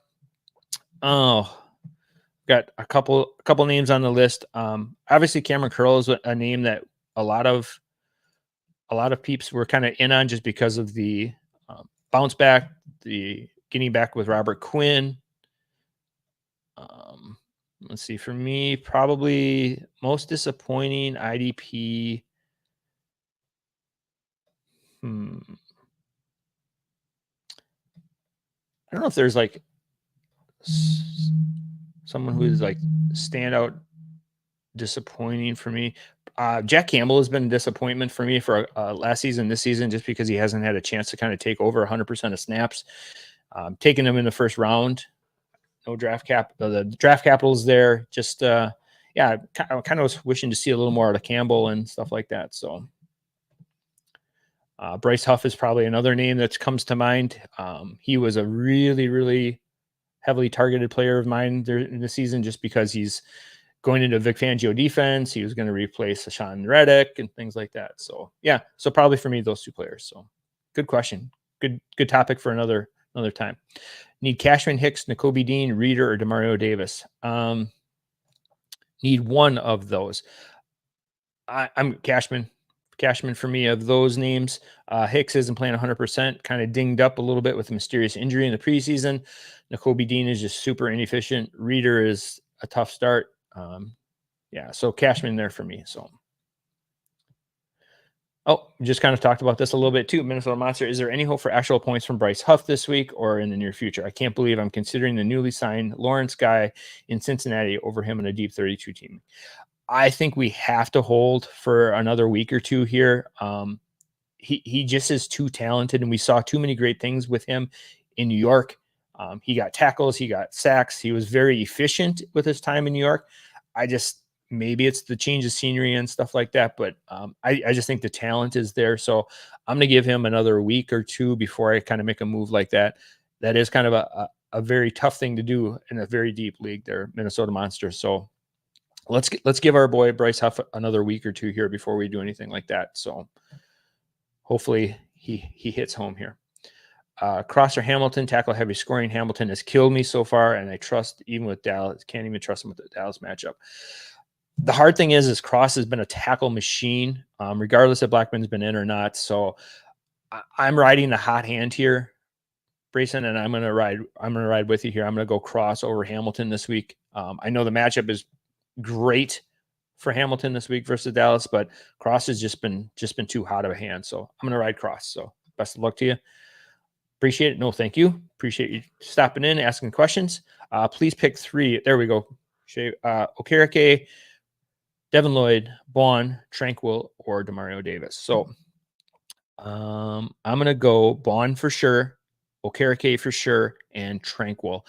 Devin Lloyd has just been really down on snaps, hasn't been playing 100% of snaps. Jacksonville has this weird rotation going on now. He was really suppressed with snaps last week.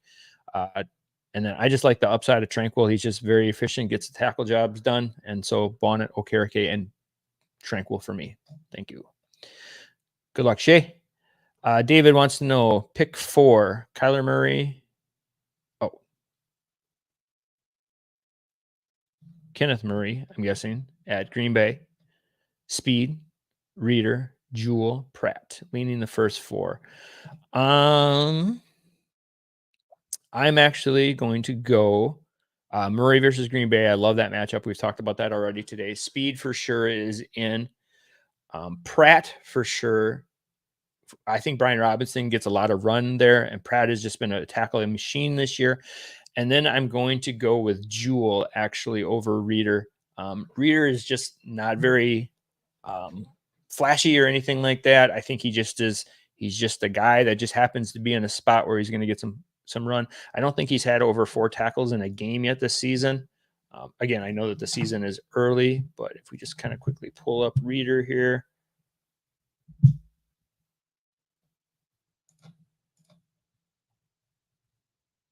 I get he's at 6 and 8 tackles. Tackle heavy.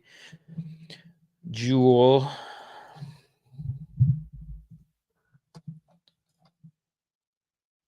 Yeah, Jewell is just much higher for me. I'm gonna Kenneth Murray, Speed, Pratt, and Jewell for me over Reeder. So in a tackle heavy league, David, that's where I'm gonna lean. So best of luck to you in week 3.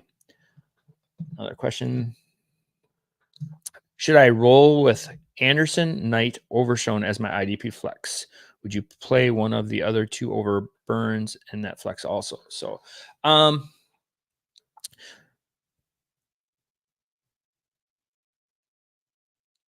I really like Tyrese Knight this week. If Jerome Burton is in fact out, the only problem with that is it's a later start game, so we might not know. The nice piece of this is that Anderson starts even later than Tyrese Knight. So I would rank them Tyrese Knight, Anderson, and then Overshone for the flex spot. Would you play one of the other 2 over Burns in the flex spot? And I actually would. So anytime I can start a linebacker in my lineup, I'm trying to do that just because of the ability to rack up more points and tackles and things like that. So I'm going to rank them Knight, Anderson, Burns, Overshone. And so I'll put Knight in my flex spot. And then if something happens and we get confirmation that Burton is playing or Jerome Baker is playing, then I'm going to go ahead and get Anderson in that spot. And then just wanted to make sure with your lineup spots here, the Giants play early, so that doesn't help you.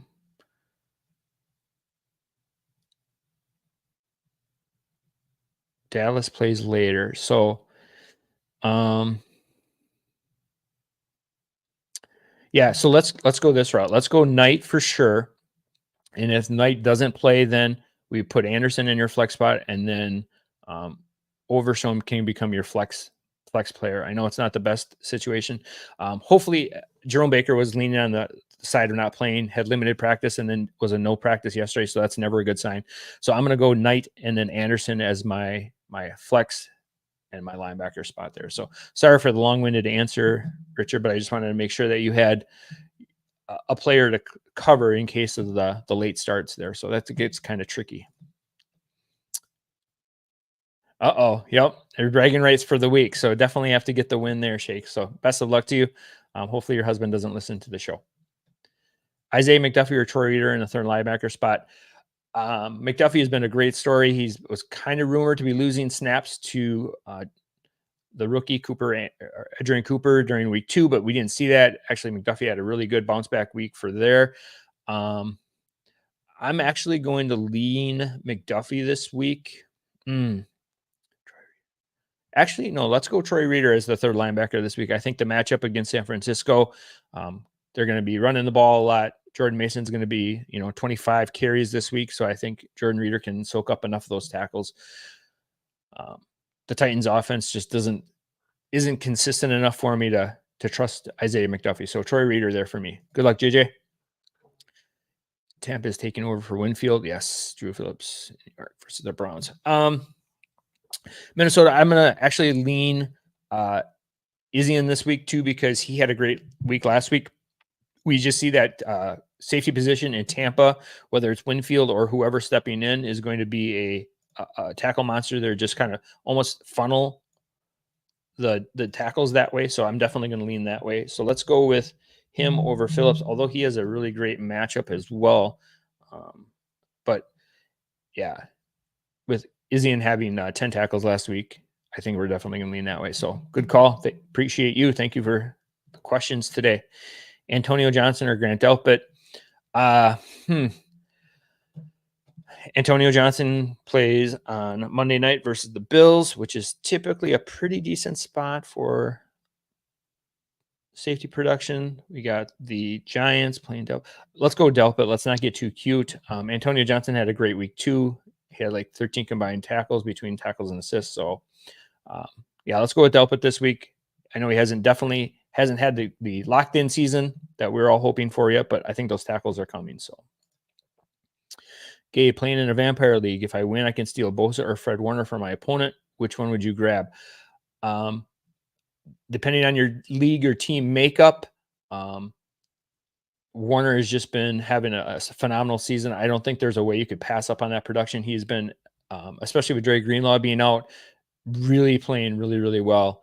I would lean Fred Warner unless there's bonuses for defensive linemen and you're kind of hurting in that spot.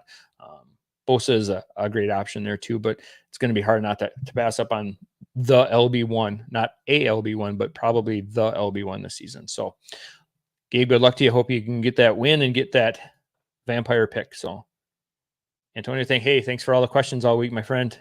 Doing well. Hope everyone's doing well week 3. And that will wrap up the questions for this week. I want to thank Jake taking time out of his birthday. Hopefully he has a great time.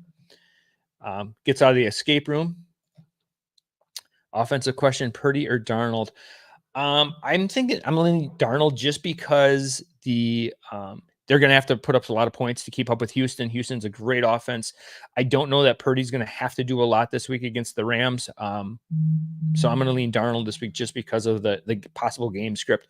We know Houston's going to put up points and Minnesota's going to have to throw to put up points. And Darnold's been pretty solid this season. So last one for me is Zach Baun or Bolton. Great show. Thanks for all the advice. So Matt, I'm going to lean Baun here just because the matchup this week versus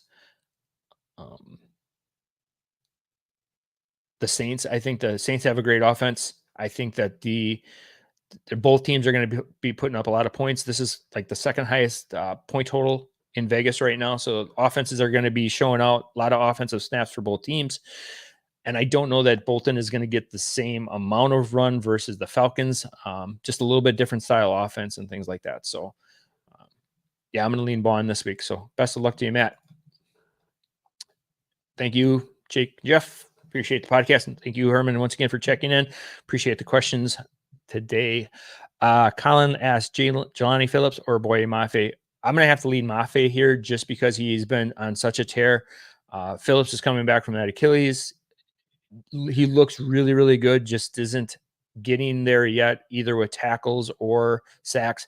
Last week, I think he left managers with a goose egg, maybe an assisted tackle, maybe at most. But Mafe has just been playing way too well for the Seahawks, so he's definitely going to be in. And Seahawks get Miami, so we don't know what that offense is quite going to look like. So, maybe a little more chance to get to the quarterback. I know that they're a very timing offense with Tua in there. A lot of 2- and 3-step dropbacks and then get rid of the ball. But I think Mafe is definitely the play there this week. So. All right, that'll do it for this week. Thank you again for checking in, asking questions all week long over on Twitter, here on the Sunday morning live stream show. Please make sure you check out the idpshow.com website. All week long, we got articles dropping every week, or every day of the week. There's rankings. Mike Wohler does a great job with the Green Dot article. He's got his start and sit places. He's got his weekly rankings and just articles all week long. We just a fantastic job over there. So appreciate everyone for checking in today. Have a great week, and we'll see you in week 4.